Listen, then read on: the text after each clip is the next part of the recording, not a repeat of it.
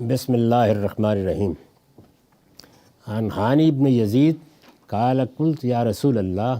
اخبرنی بشیء یوجب لی الجنہ قال علیک بحسن الکلام و بذل الطعام۔ حانی بن یزید سے روایت ہے کہ میں نے رسول اللہ صلی اللہ علیہ وسلم سے پوچھا کوئی ایسا عمل بتا دیجئے جو مجھے لازماً جنت میں لے جائے۔ یہ میں پہلے بھی توجہ دلا چکا کہ رسول اللہ نے جب یہ دعوت برپا کی ہے اور یہ سب پیغمبروں کے ساتھ ہے تو کوئی ابہام نہیں تھا لوگوں کے ہاں کہ یہ ساری دعوت کا مقصد کیا ہے، یعنی اس کو ایک لفظ میں وہ ایسے ہی بیان کرتے ہیں۔ اس سے پیچھے ان صاحب کا واقعہ آ چکا ہے کہ جنہوں نے لگام پکڑ لی اور یہ کہا کہ مجھے بتائیے جنت میں کیسے جا سکتا ہوں۔ تو انبیاء علیہم السلام اصل میں اسی جنت کی منادی کے لیے آئے ہیں۔ یہ دنیا کیسے چلنی ہے، اس میں سیاست کیسے ہونی ہے، اس میں معاشرت کے کیا آداب ہیں، اس میں ضروری رہنمائی دی گئی ہے، یعنی وہ رہنمائی دی گئی ہے کہ جو اللہ تعالیٰ کے سامنے جواب دہی کے لیے ضروری ہے، جو انسان کے تزکیے کے لیے ضروری ہے، جو ایک پاکیزہ زندگی، وہ پاکیزہ زندگی جس کی بنیاد پر وہ قیامت میں منتخب ہوگا، اس کے لیے ضروری ہے۔ اور ظاہر ہے اس میں دنیا سے متعلق بھی بعض تعلیمات ہے، لیکن اصلاً ہدف کیا ہے، نصب العین کیا ہے، وہ اللہ کی جنت ہے، فردوس ہے۔ تو یہاں بھی انہوں نے یہی پوچھا ہے آگے، اور اس سے آپ یہ بھی اندازہ کر سکتے ہیں کہ یہ جو روایات ہیں ان میں کیسے حضور کی کوئی بات ہے، کسی موقع پہ کوئی آدمی ملنے کے لیے آیا ہے، کوئی بات آپ نے بطور خود کہی ہے، کوئی سوال کیا ہے، تو یہاں انہوں نے سوال کیا آگے، تو آپ نے جو جواب دیا وہ بھی سنیے۔ مجھے کوئی ایسی چیز بتا دیجئے جو مجھے لازماً جنت میں لے جائے، ایسا کوئی عمل بتا دیجئے۔ آپ نے فرمایا علیک بحسن الکلام و بذل الطعام، اس کی پابندی کرو کہ خوبی سے گفتگو کرو گے اور بھوکوں کو فراخ دلی کے ساتھ کھانا کھلاؤ گے۔ یعنی آپ اندازہ کیجئے کہ کس پہلو سے توجہ دلائیے، یعنی ایک یہ زبان ہے، خوبی سے گفتگو کرو گے۔ ہم اگر دیکھیں تو سوسائٹی کے اندر انارکی کی بنیاد یہیں سے پڑتی، گھروں میں، باہر، معاشرے میں، سیاسی جماعتوں میں، اہداف میں، ہر جگہ اگر ہم شائستہ گفتگو کرنا صرف سیکھ لیں، یعنی یہ معلوم ہو جائے کہ ہمیں اختلاف کا حق ہے، لیکن اختلاف کے اظہار کا طریقہ کیا ہے، اسلوب کیا ہے۔ گفتگو ایک شوہر کو بیوی سے کرنی ہے، بیوی کو شوہر سے کرنی ہے، خاندان کے افراد کو آپس میں کرنی ہے، بازار میں گلی میں کرنی ہے، آپ کو باہر نکلنا ہے وہاں پر بھی گفتہ نہ گفتہ حالات پیش آ جائیں گے، وہاں بھی کرنی ہے۔ آپ کو کوئی سیاسی جماعت بنانے، کوئی کام کرنے، کوئی تنظیم قائم، سب کا حق ہے، اس سب میں گفتگو ہی ہونی ہے۔ یعنی یہ ابلاغ کا بہت بڑا معاملہ جو ہے وہ یہی ہے، جو کچھ میرے اندر ہے میں اس کا اظہار علم میں کروں، معاشرت میں کروں، تہذیب میں کروں، معاملات میں کروں، گفتگو ہی سے ہونا ہے۔ تو آپ نے فرمایا کہ جنت کی ضمانت دیتا ہوں، لیکن گفتگو خوبی سے کرو گے۔ اس میں جو عربی زبان کے الفاظ ہیں ان کو ادا کرنا آسان نہیں ہے۔ علیک بحسن الکلام، یعنی کلام کا حسن، تو آپ تہذیب، شائستگی، جتنے الفاظ بھی آپ کے پاس ہیں سب استعمال کر لیں۔ جامع تعبیر کیا ہے؟ حسن کلام۔ تو حضور نے فرمایا کہ یہ ہے وہ چیز جسے تمہیں حاصل کرنا ہے۔ بات کیسے کرنی ہے، اپنی بات کیسے پہنچانی ہے، تنقید کیسے کرنی ہے۔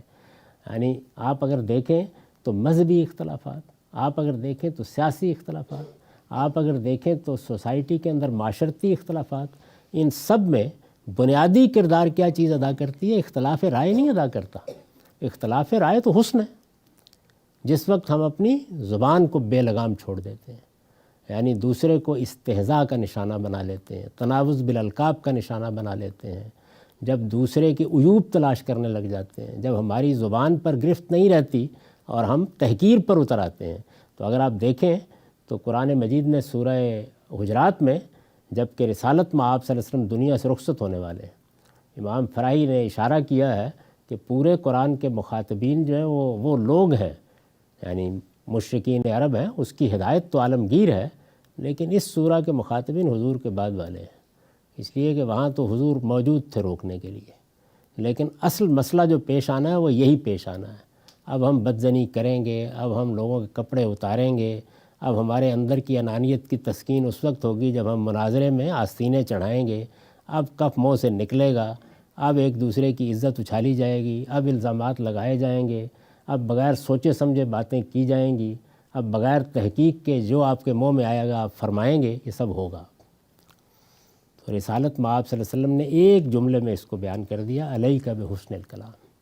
اس کی پابندی کرو کہ خوبی سے گفتگو کرو گے، و بذل الطعام، اور بھوکوں کو فراخ دلی کے ساتھ کھانا کھلاؤ گے۔ ظاہر ہے کہ یہ اس وقت کی معاشرت کے لحاظ سے بڑی بات یہی تھی کھانا کھلا دیں، لیکن یہ تعبیر ہے اصل میں کہ گرد و پیش میں دیکھو گے بہت سے لوگ پیچھے رہ گئے ہوں گے،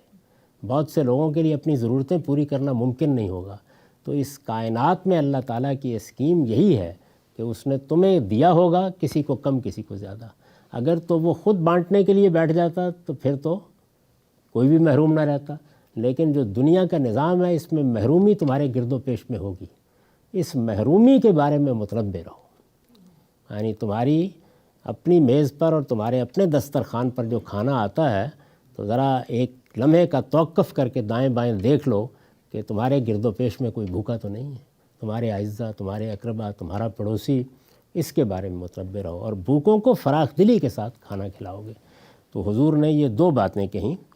اس کے نیچے میں نے لکھا ہے کہ یہ جواب اس شخص کو دیا گیا ہے جو نبی صلی اللہ علیہ وسلم پر ایمان لانے کے بعد جنت کا طالب بن کر حاضر ہوا ہے۔ یعنی یہاں یہ موقع نہیں ہے بتانے کا، یہ ابو جہل نہیں آیا آپ کے پاس، جنت کا طالب بن کر ایک بندہ مومن حاضر ہوا ہے۔ اس میں ظاہر ہے کہ ان چیزوں کے بیان کرنے کی کوئی ضرورت نہ تھی جو فرائض و واجبات کی حیثیت سے دین میں متعین ہے، یعنی نہ آپ نے یہاں نماز کا ذکر کیا، نہ روزے کا ذکر کیا، وہ تو واقف ہے اس بات سے، دین کی یہ باتیں معلوم ہیں، اور اس زمانے کا ہر شخص ایمان لاتے ہی ان سے پوری طرح واقف ہو جاتا تھا، تو ان کو بیان کرنے کا نہ موقع تھا نہ اس کی ضرورت۔ اس چیز کی طرف آپ نے توجہ دلائی جو کریکٹر یا کردار یا سیرت کو پیدا کرتی ہے، جس میں حقیقی خیرخواہی کے ساتھ انسان اس دنیا میں جیتا ہے، جس کے نتیجے میں وہ زندگی اور وہ روح پیدا ہوتی ہے جو اس پوری معاشرت کے اندر صلاح و فلاح پیدا کر دیتی ہے۔ تو دو چیزوں کو پکڑ کر آپ نے توجہ دلائی۔ آپ غور کیجئے کہ اگر ہم اپنی زبان پر گرفت کر لیں، آپ نے ایک موقع پر پکڑ کر اس کو فرمایا تھا کہ مجھے اس کی ضمانت دے دو، میں تمہیں جنت کی ضمانت دے دیتا ہوں، تو وہاں بھی یہی چیز مقصود تھی کہ فتنے اس سے پیدا ہوتے ہیں، اسی کے نتیجے میں ایک کے بعد دوسری چیز برباد ہوتی چلی جاتی ہے، اور محروموں سے بے نیاز ہو جانا۔ یعنی دیکھنا چاہیے کہ جس وقت ہم ہزاروں روپے خرچ کر رہے ہوتے ہیں، دسیوں ڈالر خرچ کر رہے ہوتے ہیں، اور کسی جگہ پر بیٹھ کر کھانا کھا رہے ہیں، تفریح کر رہے ہیں، تو کیا فی الواقع ہم نے دائیں بائیں دیکھ لیا ہے؟ نہیں، ساری دنیا کی ذمہ داری تو نہیں ہے انسانوں کے اوپر، وہ ذمہ داری ظاہر نظم اجتماعی پر ہے، لیکن گرد و پیش کی ذمہ داری تو ہے نا۔ یعنی آپ کے اعزہ میں، آپ کے اقربا میں، آپ کے قریبی لوگوں میں اگر کسی کا حال یہ ہے کہ وہ بھوکا سوتا ہے تو پھر تو انسان کو تڑپ اٹھنا چاہیے اور کوشش کرنی چاہیے کہ وہ اس کو بھی کھانا کھلائے۔ چلیے آدھی نہ صحیح، چوتھائی صحیح روٹی اس کے سامنے بھی پیش کر دیں، تو بھوکوں کو فراخ دلی کے ساتھ کھانا کھلاؤ گے۔ اس میں جو فراخ دلی کا لفظ استعمال کیا ہے عربی زبان کے الفاظ میں بذل الطعام، تو یہ جو اللہ کی راہ میں سخاوت کرنا ہے، اس میں یہی جذبہ ہونا چاہیے۔ آپ خدا کی راہ میں دے رہے ہیں تو آپ کے اندر یہ داعیہ ہونا چاہیے کہ میں اس میں بخیلی نہیں دکھاؤں گا۔ اسی وجہ سے بخل کو اور حرص کو بہت قابل مذمت قرار دیا گیا ہے۔ یہ دونوں چیزیں ان پہ قابو پانا چاہیے، اور جو کچھ خدا کی نعمتیں حاصل ہیں یہ سمجھ لینا چاہیے کہ محروموں کا اس میں حق ہے۔ اسی کو قرآن مجید میں بیان کیا ہے کہ وفی اموالکم حق للسائل والمحروم، یعنی یہ خیال نہ کرو کہ تم کوئی احسان کر رہے ہو، تمہارے مال میں سائل اور محروم کا، یعنی جو کوئی مطالبہ لے کے آ جائے، اپنی ضرورت لے کے آ جائے، اور وہ جس کو تم جان لو کہ وہ محروم ہے اور تمہارے قریب ہے، اس کا حق ہے، وہ ادا کرنا چاہیے۔ وآخر دعوانا الحمدللہ رب العالمین۔